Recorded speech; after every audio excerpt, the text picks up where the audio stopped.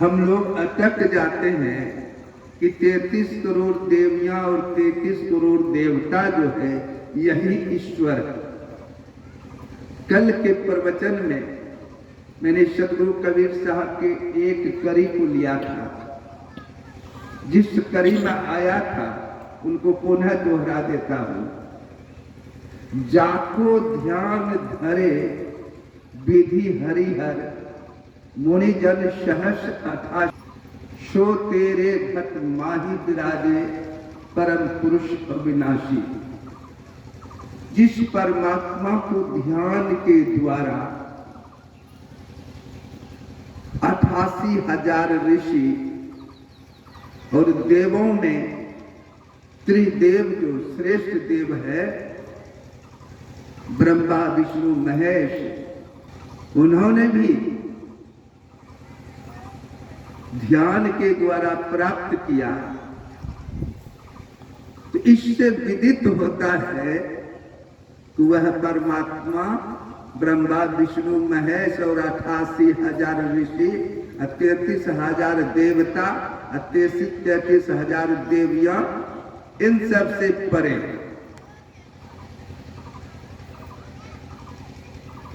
इसको एक उदाहरण से हम लोग संपुष्टि करें। एक व्यक्ति के मन में हुआ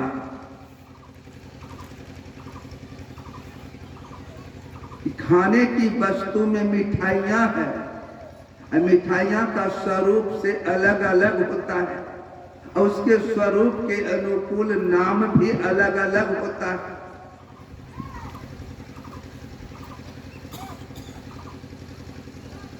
टहलते बुलते आपके चौक पर हलवाई की दुकान पर पहुंच गया। हलवाई से कहते हैं कि आप जिलेबी बनाए हैं, रसगुल्ला बनाए हैं, टिकरी बनाए हैं, गुल जामुन बनाए हैं। और सबको खाने के बाद मिठास ही मिठास मालूम पड़ता है। तो सब में मिठास के लिए अलग अलग कोई वस्तु डाले हैं। तो दुकानदार साहब कहते हैं जितने भी प्रकार के मिठाइयां हैं सब में एकमात्र चीनी का ही रस डाले हैं। इस उदाहरण से यह पता चलता है कि जिस प्रकार मिठाइयां का रूप और रंग अलग अलग था, लेकिन उसमें मिठास के लिए एकमात्र चीनी ही था, उसी प्रकार से रंग रूप से देवी देवता अनेक हो सकते हैं, लेकिन तत्व रूप में ईश्वर एक है।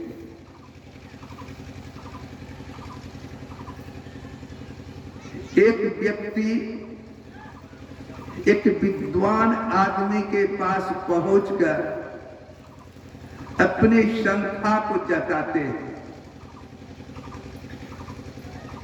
कहते हैं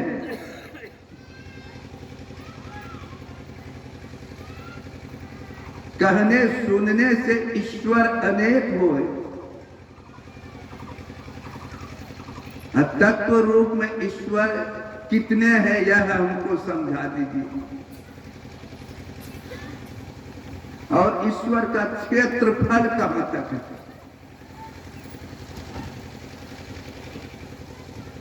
वह विद्वान पुरुष एक कचिया को देते हुए उनके बारी में ही केतारी का खेती हुआ, जाकर के कहा एक डांड केतारी काट करके लाओ।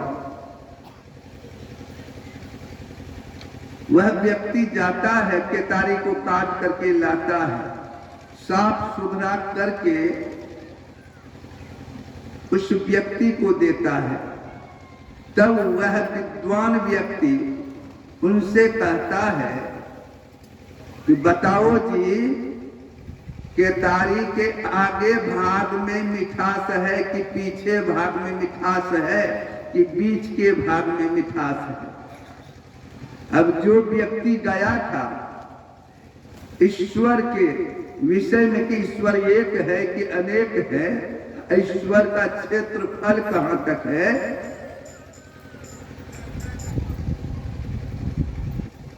अब जवाब देने में बने नहीं कि केतारी के आगे में मिठास है, यह कहे कि केतारी के पीछे में मिठास है, यह कहे कि बीच में कहे, सबको समेट करके एक ही बात कहा, केतारी के हर जर्रे जर्रे में मिठास है। तो वह व्यक्ति कहते कि उसी तरह से परमात्मा इस संसार के हर जर्रे जर्रे में है, कण कण में है। इसीलिए उस ईश्वर को संत मत में वेद वाणी में जगत पर सब करता, जिसने संसार का सृष्टि किया, रचना किया, निर्माण किया, वह निर्माण करता एक ही है। यह ज्ञान संत मत के सत्संग के द्वारा होता है। दूसरा उदाहरण से ही हम लोग समझते जाए ईश्वर का स्वरूप कैसा है। विद्वान व्यक्ति से वह शंका रहित व्यक्ति कहते हैं कि हमने आपके उत्तर के द्वारा समझ गए कि ईश्वर एक है, लेकिन ईश्वर का स्वरूप कैसा है यह हमको बता दीजिए।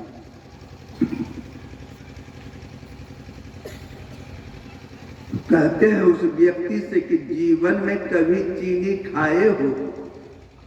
क्या खाए हैं? तो कहा ठीक है, खाए हो तो चीनी को पहचानते हो? कहाँ पहचानते हैं? कहा तो 1 किलो चीनी दुकान से खरीद करके लाओ। वह व्यक्ति जाता है दुकान से 1 किलो चीनी खरीद के ला करके उनके सामने में रख देता है। उसी चीनी से 1 मुट्ठी चीनी उठा करके उस व्यक्ति को देते हैं और कहते इसको खा करके बताओ कि चीनी कैसा लगता है। वह व्यक्ति चीनी को खाता है, तब पूछने के बाद कहते कि कैसा चीनी लगा? तो चीनी खाने के बाद मिठास लगा, यानी मीठा लगा। का चीनी खाने के बाद मीठा जो लगा, तो मीठा जो खाया तो चीनी के अंदर में मीठा का कोई आकार प्रकार था, या तुम चीनी को खा करके जो बतला रहे हो, तो तुम यह बता सकते हो कि तुम्हारी जिह्वा ने तुमको अनुभव के द्वारा बताया कि चीनी मीठा लगता है, तो चीनी का रंग रूप कैसा है? लंबा है कि चौड़ा है कि मोटा है कि पतला है कि नाटा है कि लंबा है, बता सकते हो? हरा है कि पीला है कि लाल है कि काला है? वह व्यक्ति कहता है कि मिठास तो लगा चीनी खाने के बाद, लेकिन उसका ना तो हम रंग बतला सकते हैं और ना तो कोई स्वरूप बता सकते हैं कि वह कैसा। ठीक परमात्मा उसी तरह से स्वरूप रहित नहीं है और स्वरूप रहित, उनका कोई स्वरूप नहीं। जैसे एक व्यक्ति को मन में शंका हुआ कि सब लोग कहते हैं कि हवा के बिना हम लोग जी नहीं सकते हैं, तो हवा को तो कभी हमने जीवन में देखा नहीं, तो कैसे मान लें कि हवा है? एक पढ़े लिखे विद्वान के पास पहुंचते हैं और जाकर के अंग्रेजी में पूछ देते हैं Who are sending wind? हवा को किसने देखा है? उधर से विद्वान ने उत्तर दिया, neither I nor you, ना हम देखे हैं ना तुम देखे हो। का जब देखवे नहीं किए हैं तो हवा को कैसे मान ले?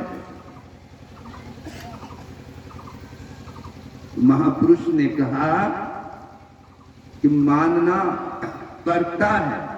कैसे मान लें कि हवा है जब देखे नहीं है? तब अगला करी उन्होंने कहा कि but when this lives in this passing through, जब हवा बहती है वृक्ष के पत्ते को झकझोरते हुए आगे बढ़ती है, तब हम लोग अनुभव के द्वारा कहते कि हवा बह रही है और हवा है। ठीक उसी प्रकार से 5 ज्ञान इंद्रियां, 5 कर्म इंद्रियां, 4 अंतःकरण की इंद्रियां अर्थात 14 इंद्रियों के द्वारा उस ईश्वर के स्वरूप को ना तो जान सकते हैं और ना तो पहचान सकते हैं। जैसे भादव महीना में एक पर्व होता है और उस पर्व का नाम है अनंत चतुर्दशी व्रत। उसमें हम लोग क्या करते हैं? अपने घर का ही कटोरा लेते हैं,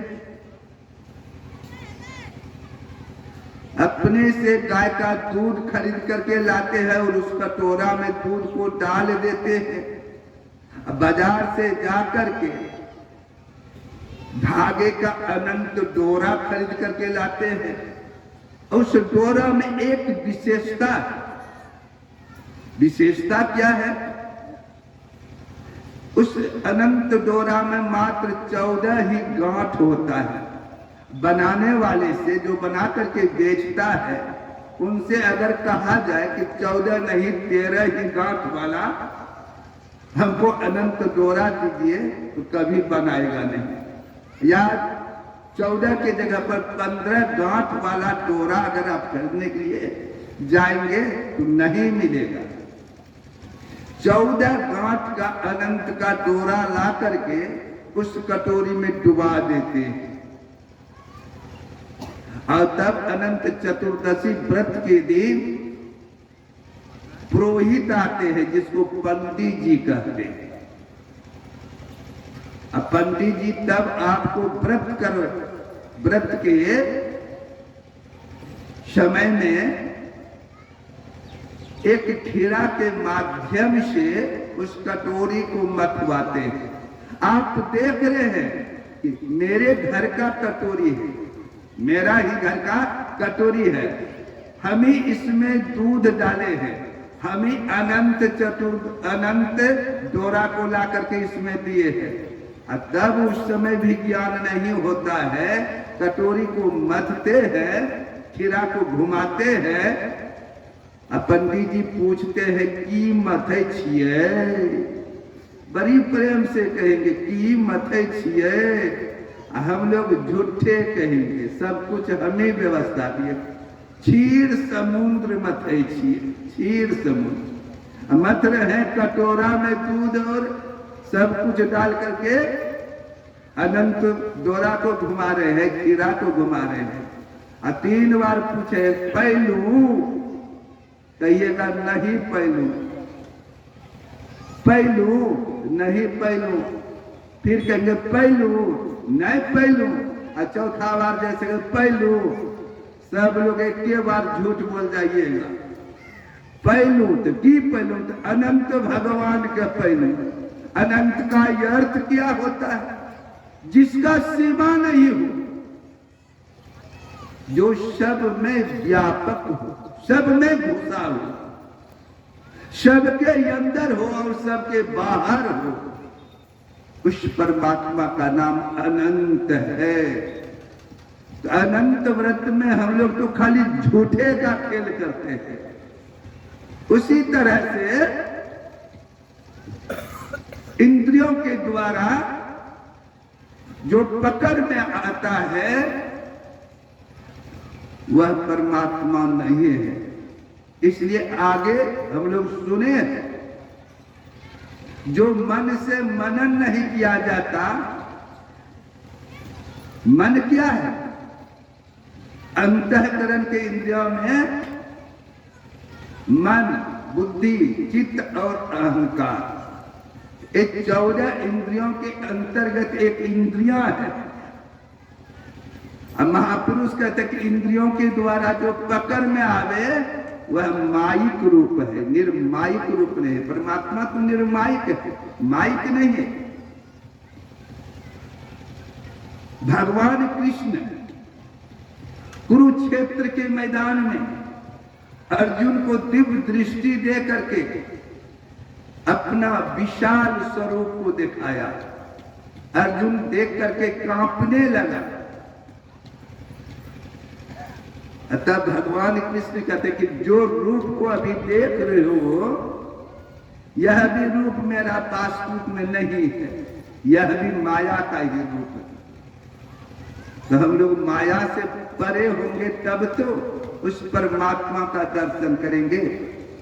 उस परमात्मा का दीदार करने के लिए, अर्थात प्रत्यक्ष करने के लिए हम लोगों को संत मत की जो साधना है उसको जीवन में उतारना पड़ेगा। संत मत की साधना को जब तक जीवन में नहीं उतारेंगे तब तक ना तो ईश्वर का स्वरूप का ज्ञान होगा और ना तो ईश्वर का दीदार होगा।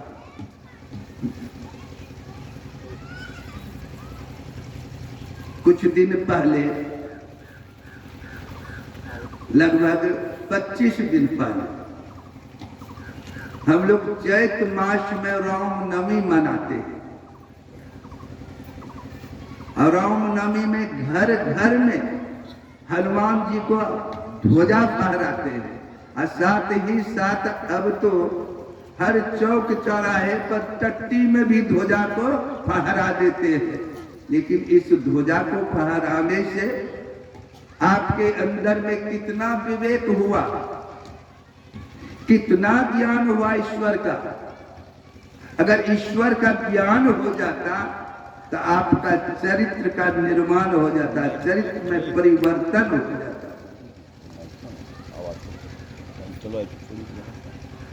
आप के पूर्वज बहुत दिनों से हनुमान जी का ध्वजा को स्थापित करते हुए आए हैं, लेकिन आपके जो परिवार है उनमें सुधार हुआ है। ना तो मांस मछली खाना आपका छूटा, ना तो नशा का सेवन करना छूट गया, ना तो व्यभिचार करना